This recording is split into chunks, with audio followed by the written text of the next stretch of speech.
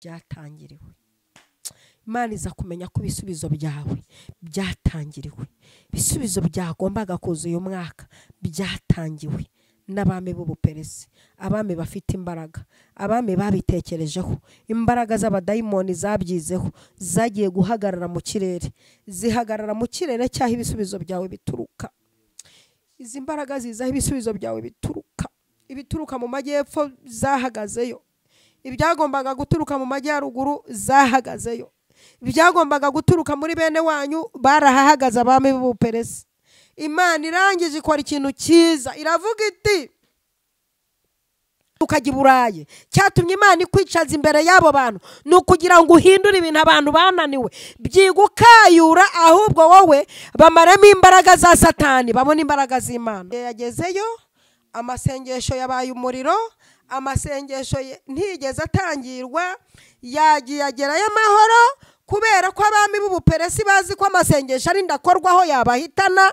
Baravuga bati ubwo amasengesho tutayakoraho, ubwo amasengesho tutayatangira, natwe tugiye gutangira ibisubizo.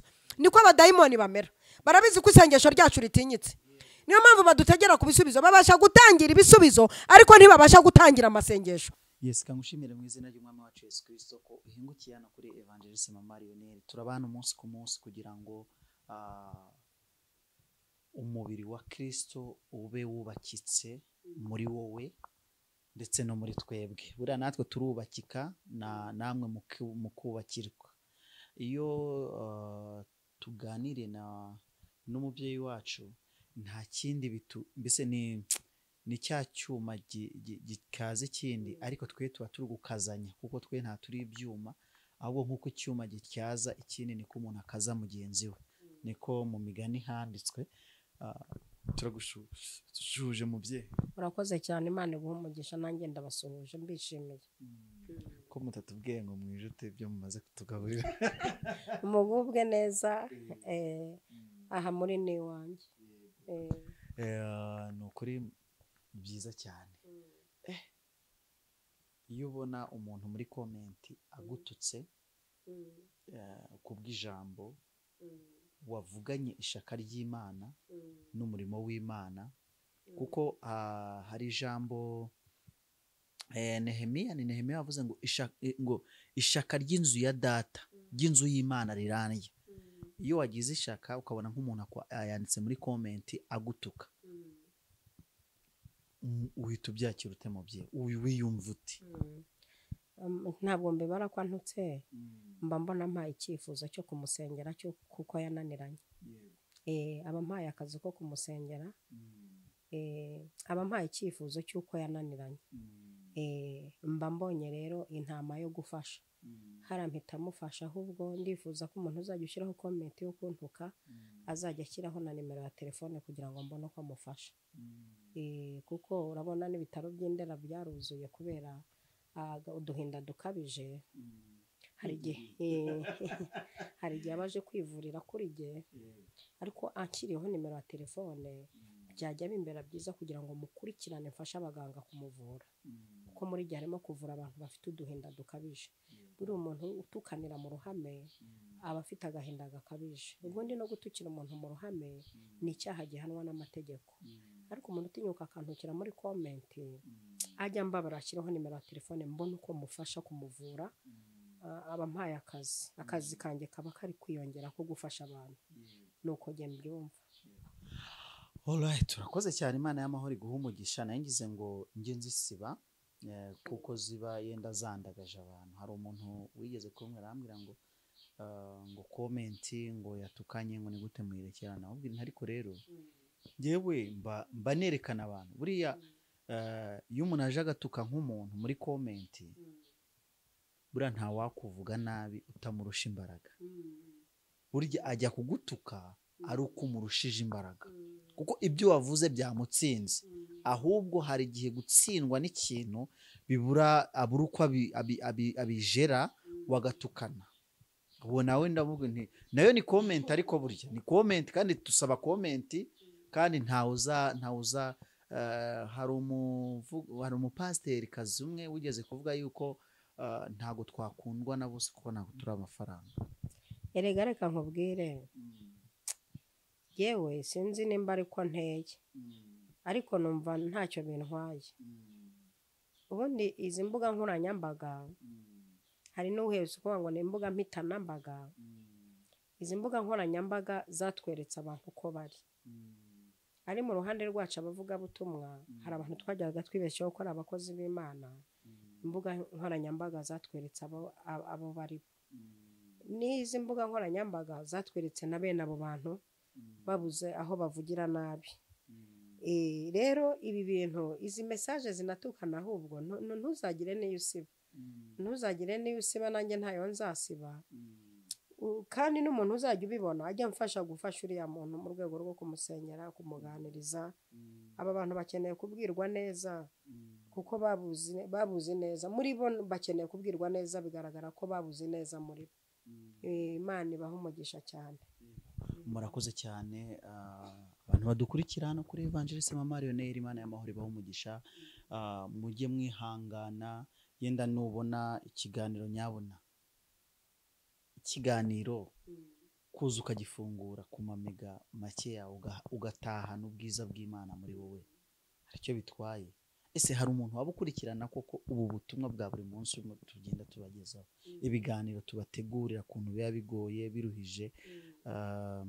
Mboneraho no gushimira abantu, umuntu bavuga ngo umuntu, keretse niba hari abandi bantu wenda nyuma ya kamera, ariko nge cyangwa se nyuma y'urubuga twakoze, nshimira umuntu wagize igitekerezo akavuga ati ngewe cyo gufashwa n'Imana hari icyo nzamarira Lionel kugira ngo iyi basi iyi ntambwe yatangiye kugira ngo nawe agire igikoresho akoresha cya buri munsi, atabanje yahamagara se ufite akanya inze, ko hari ibintu byinshi byakorwa uramutse ufite ibikoresho ukoresha. Bo nta sinzi ukuntu bije, ariko nari ndimo nshimiye umuntu wese ufata umwanya. Mana ari Imana iguha umugisha. Sinjya mbura ku kiganiro icyo ari cyo cyose, yaba no kuri yaca no y'ubuhanuzi hose musanga rwose, ngasanga comment ye, kandi niyo atavuze amina avuga uko nawe yabifashijwemo. Imana y'amahoro kubw'umwanya afata akakurikirana ikiganiro, agatanga n'inyunganizi, agakomantinga, akarayikinga. Imana imuha umugisha. N'abandi nkawe ni benshi nigeze gufata umwanya ndavuga ngo ngiye kujya mbavuga, ariko nsanga abantu 2,200 hafi bagiye kuzura na 800. ntabwo nabahera ku murongo, ahubwo uko muri umuryango munini. Imana y'amahoro ibaha umugisha, kandi mu gihugu cyo mu ijuru muzabona umugabane w'uko mwafashe amaboko ya Mosekazi, kuko rwose Aroni na Uri. Aba bantu ni ba Aroni na Uri. Aba bantu bo muri komantere, aba bantu banshyigikira kugira ngo mbashe kugera aha, ni ba Aroni na Uri. Bubahwe ndabasuhuje. Imana ibaha umugisha. Nshaka rero yuko uyu munsi wa none nanjye ngushimira. Uyu mwaka warakoze Imana iguha umugisha, warakoze kubw'ubutumwa bwiza watugejejeho. Ntabwo ndi kuraga ngo wenda nguragiye, ahubwo ndi kugira ngo nkutinge ibyo wakoze umwaka ushize. Ndagushimiye, warakoze kwitanga.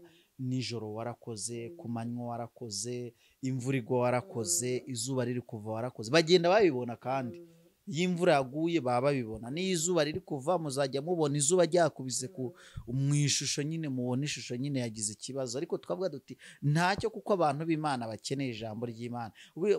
Urupapuro rwa mbere muri Bibiliya mubye haranditse ngo abantu b'iki gihe ntago bakeneye amafaranga, ntago bakeneye amazu, ntibakeneye visa, ntibakeneye ngo usunika mugenzi wawe mubwire ngo Imana igukubitiye abazimu n'abadayimoni n'umurozi wari ukwegereye. Ntago ntibakeneye. Icyo bakeneye ijambo ry'Imana, kandi iryo jambo ry'Imana watugejejeho nawe Uwiteka kubw'ibyo wakoze azakubakire, akubakire ibikomeye, kandi ibyo bikomeye bikomere kuri Kristo Yesu. Ari we rutare, niwe twubakaho. Imiraba, imiyaga yaza, ya masego umaze iminsi utubwiye yaza agashaka yabikura inzara, yakubita agasanga Kristo yakinzeho urutare. Mubyeyi, urakoze kunshimira. Imana yaramfashije habwa icyubahiro. Kadusenge Imana nyir'ibihe, ndagushimiye ko wamfashije umwaka wose. Ibintu wamvugishije nicaye imbere y'abantu sinabishobora. Ubwenge bw'ibyo nize naho mvuka ntibwabikora. Wagaragaje ukuboko kwawe, izina ryawe rihabwa icyubahiro. Ukurikirana amagambo yose navuze mu mitima y'abantu, ay'ubuhanuzi busohoze, ayo kwihanisha bihane, ayo gukira abakire. Amagambo yose yanyuze muri aka kanwa bakurikirana bashyigikire. Nsengera abantu bankurikiranye muri uyu mwaka wa 2022, bagafata umwanya uhagije wabo bakankurikirana, bibagoye bari mu kazi bakabikora, bari mu muhanda bagenda bakabikora, bakataha bananiwe bakanga bakaryama bamaze kunkurikirana. Mana nawe bakurikirane ibintu byabo byari byaranze kujya mu buryo, ubishyire mu buryo.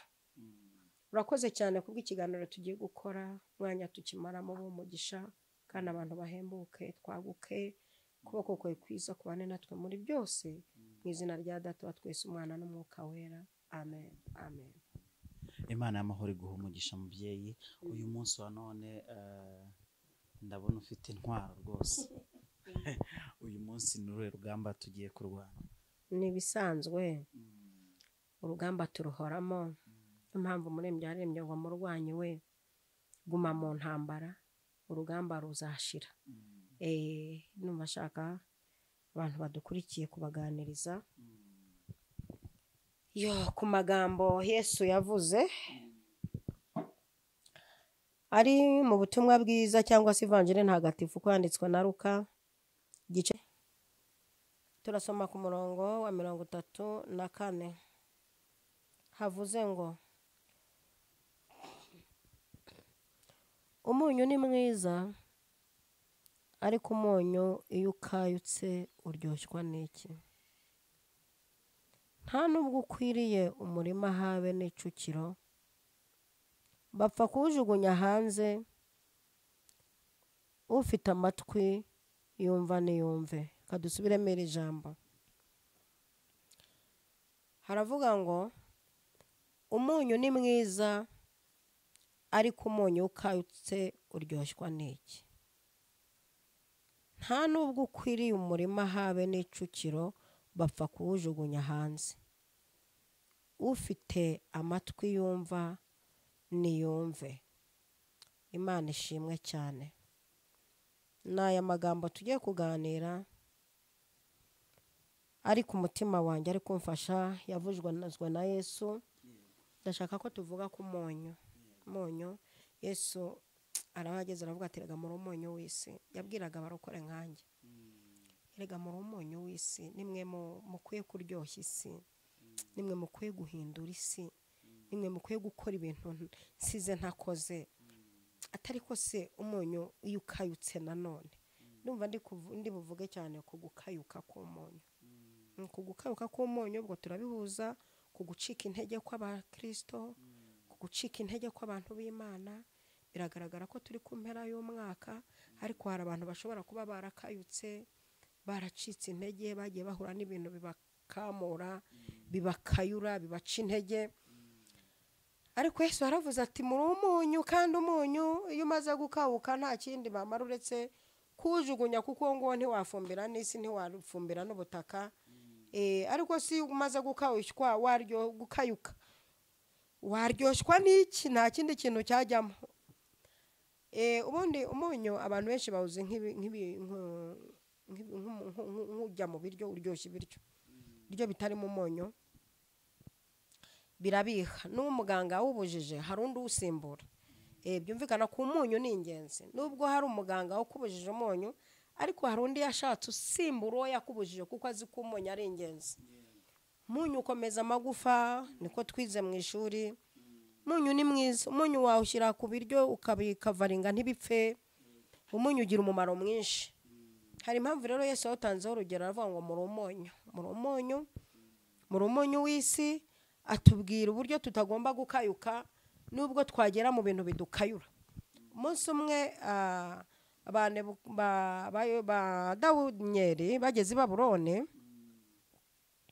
bagiye ari umunyu. Bageze mu gihugu babona ibintu byabakayura.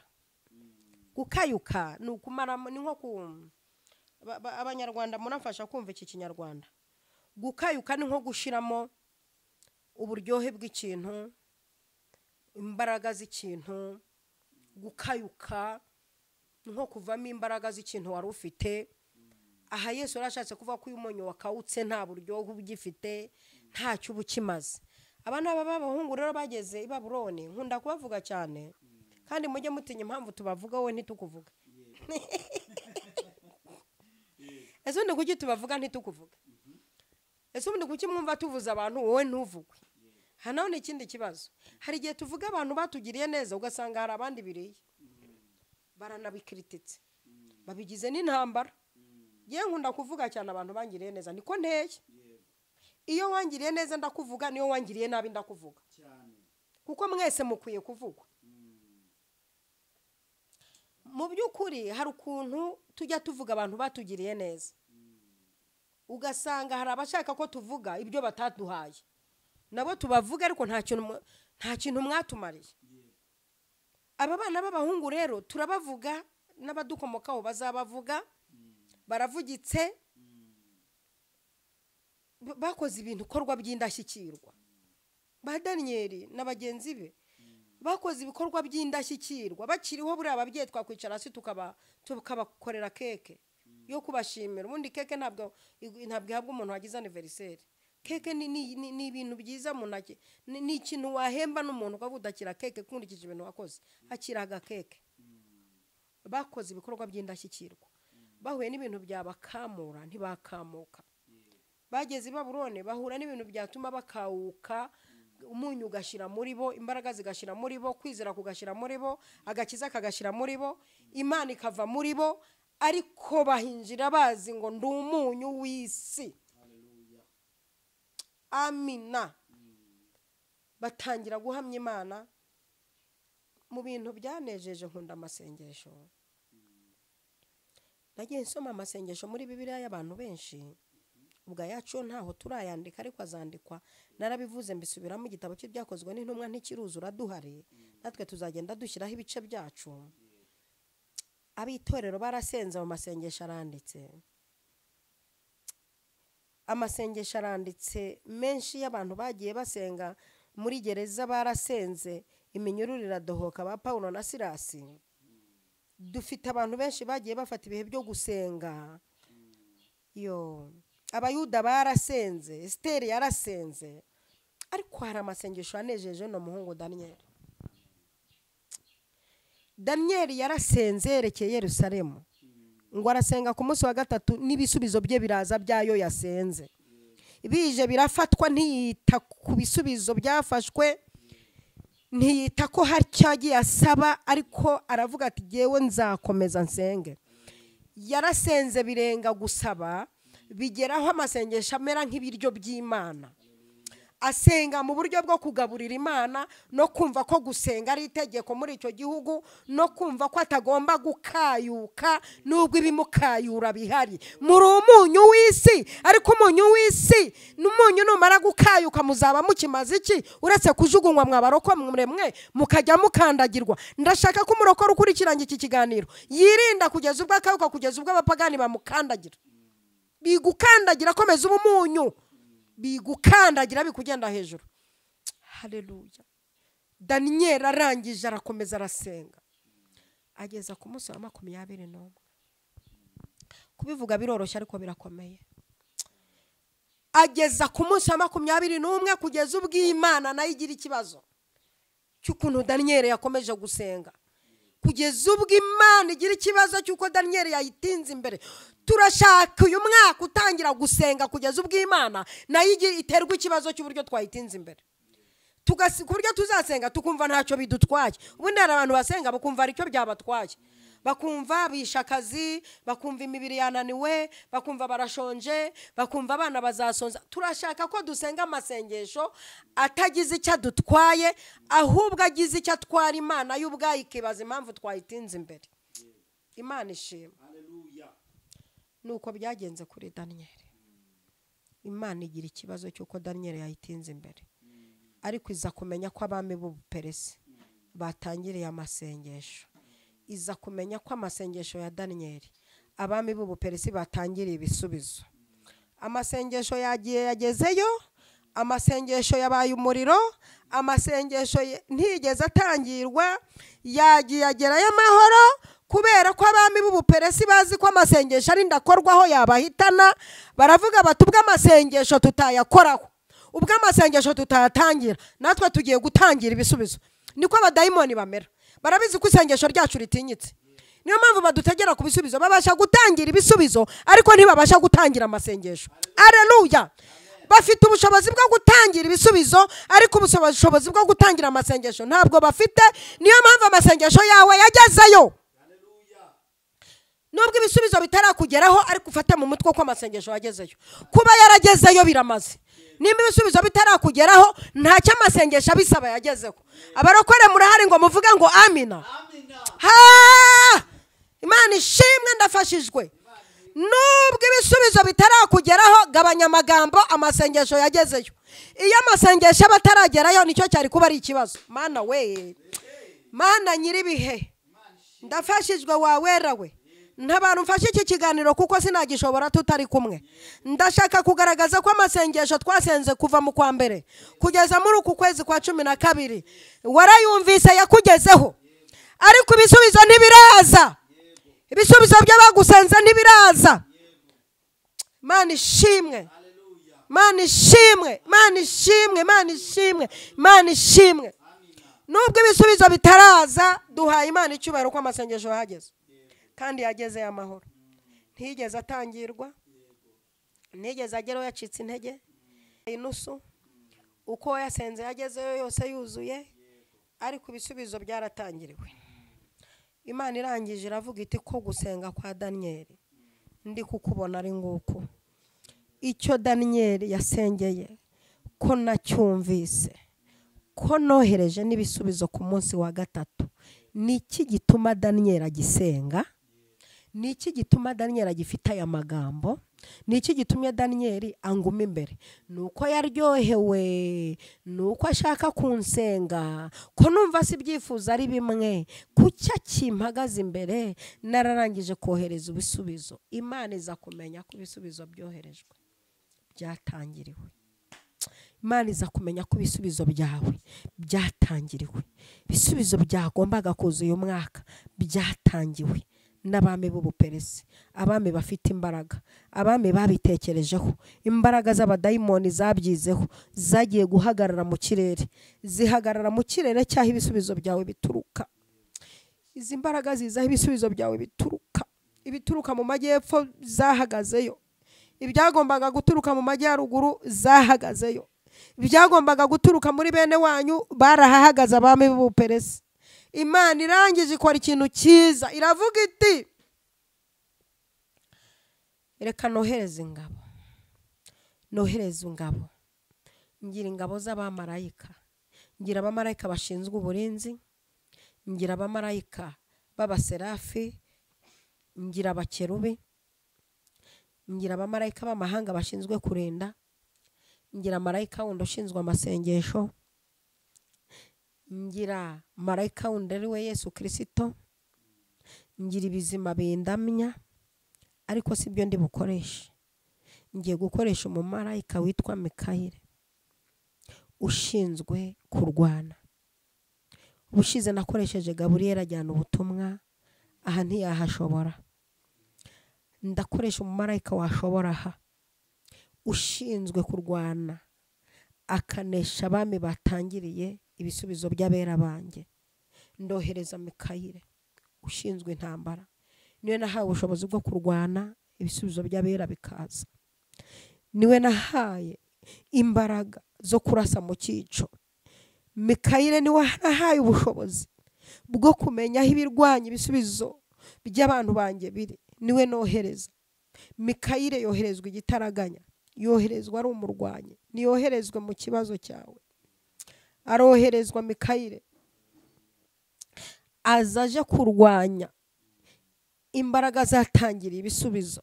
Araza mu kirere ngo abami b'Ubuperesi bo bakimubona barihinda, abadayimoni batangira ibisubizo byawe nibihinde, nibave mu nzira. Abadayimoni batangiriye inzu yawe nibihinde.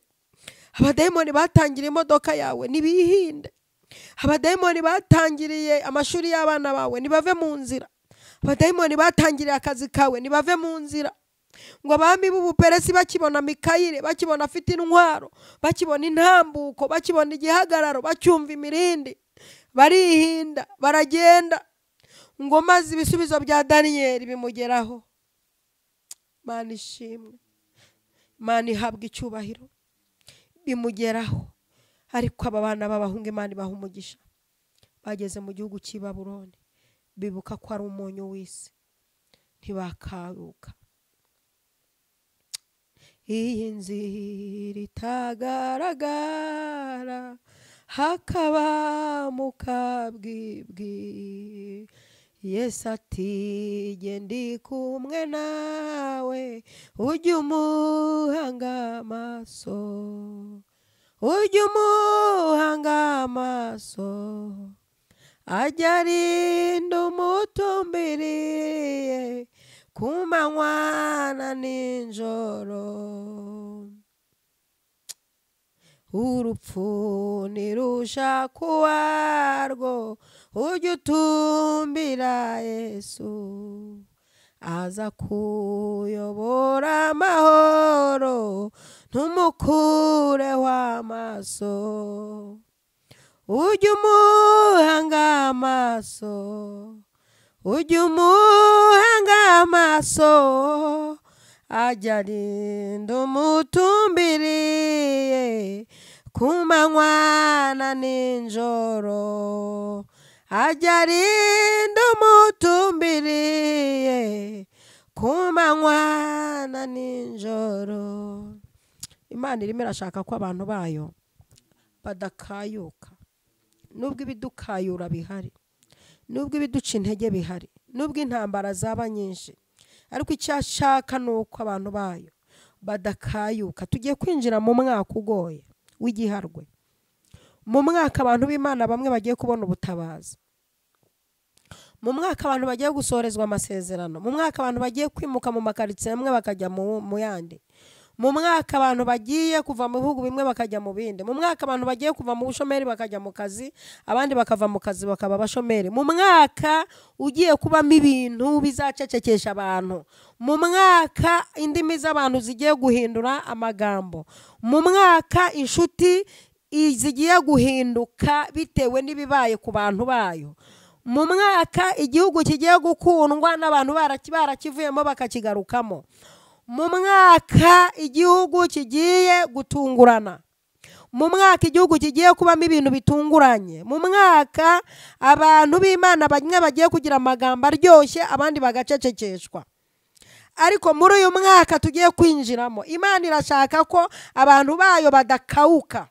Muri umunyu w'isi, umunyu w'isi niko Yesu yavuze, umunyu umaze gukauka nta kindi bakora usibye kuwukandagira. Imana irashaka ko icyo kigo yakujyanyeho kwigishaho no kwigaho ubu umunyu w'isi ugahindura busanze. Imana irashaka ko uhindura abantu uyoboye mu itorero. Imana irashaka ko umukoresha ahindura abakozi. Uriya mwaka Imana irashaka ko umuganga ahindura abarwayi adakoresheje imiti, akabahindura ubuzima bakabarwa, akabahindura no mu buryo bw'ubugingo. Imana irashaka ko abapasitoro bahindura amagambo mu kanwa kabo, bakagira amagambo y'ubugingo, bakareka kubeshya abantu no kubacecyenga. Uriya mwaka Imana irashaka ko umuntu wese yahaye impano ikora ntikayuke.